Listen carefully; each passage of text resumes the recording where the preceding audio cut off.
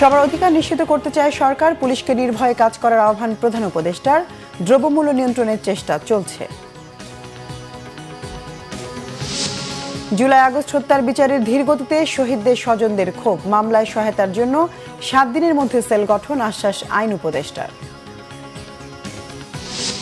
নিষিদ্ধ না করলে আওয়ামী লীগকে নির্বাচন থেকে বাদ দেওয়ার সুযোগ নেই, জানালেন সিইসি। দ্রুত নির্বাচনী রোডম্যাপ ঘোষণার আহ্বান বিএনপির।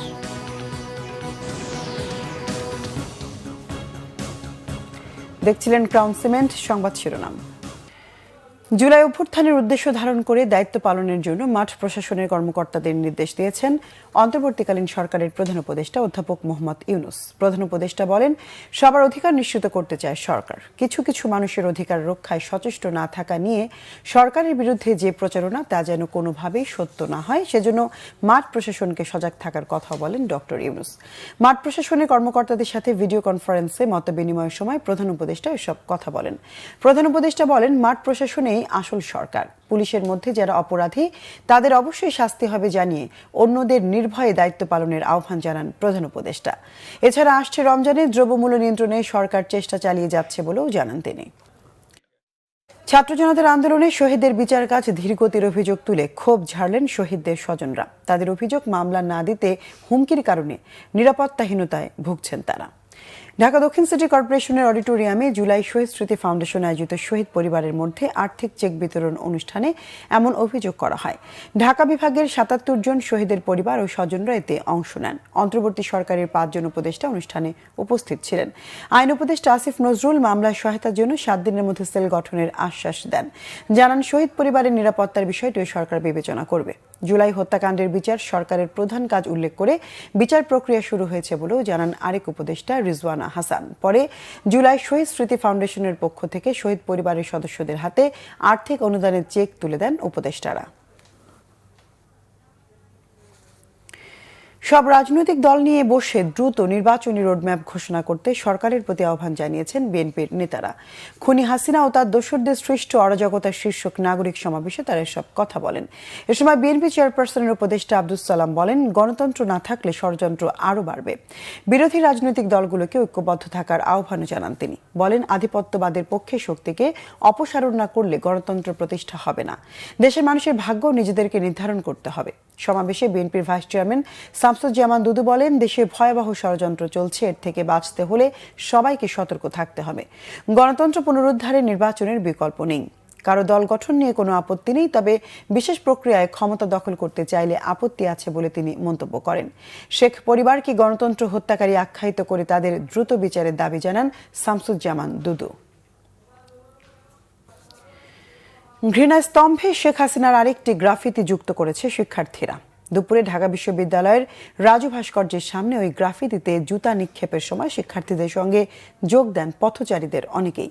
ঢাকা বিশ্ববিদ্যালয় এলাকায় মেট্রো রেলের পিলারে শেখ হাসিনার যে গ্রাফিতি ছিল, শনিবার মাঝরাতে তা মুছে ফেলার চেষ্টার প্রতিবাদে এ কর্মসূচি।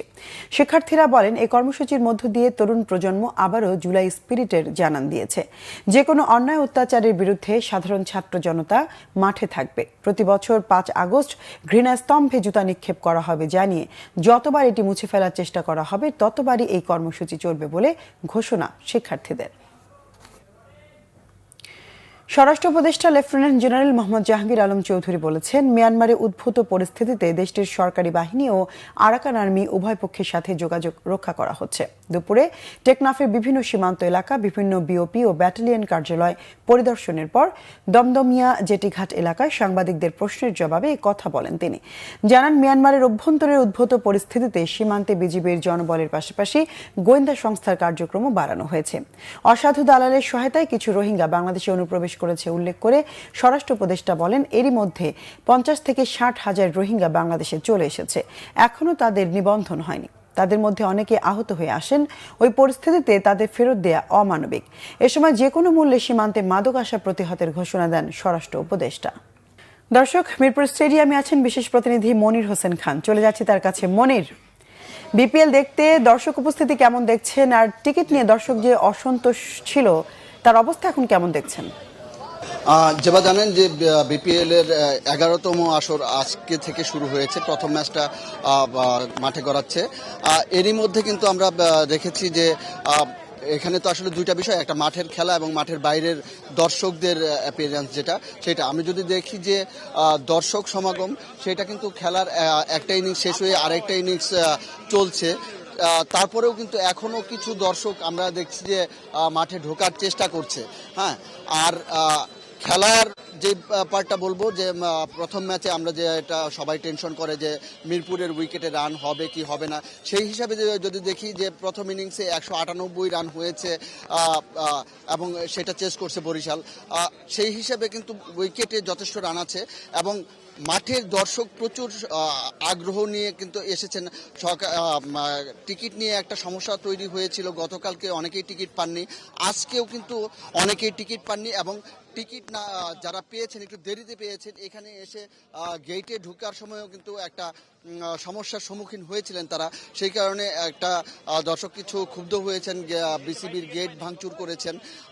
যদিও এখন সবকিছুই নিয়ন্ত্রণে আছে এবং সবকিছুই ভালো মতোই হচ্ছে, তারপরে দর্শকের যেটা হচ্ছে যে দর্শকের আসলে যে আগ্রহ সেটা কিন্তু প্রমাণ করে, এত মানে হুই হুল্লোড় বলেন বা এত যে সমস্যা সৃষ্টি হচ্ছে বা বিক্ষোভ হচ্ছে, এটা কিন্তু একটা প্রমাণ করে যে এই বিপিএলটা নিয়ে দর্শকের আগ্রহ আছে, বাড়তি একটা আগ্রহ সৃষ্টি হয়েছে।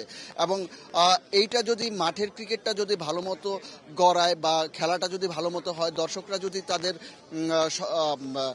ঠিকমতো মাঠে আসার সুযোগটা পায়, বলা যায় যে বিপিএলটা জমজমাটি হবে।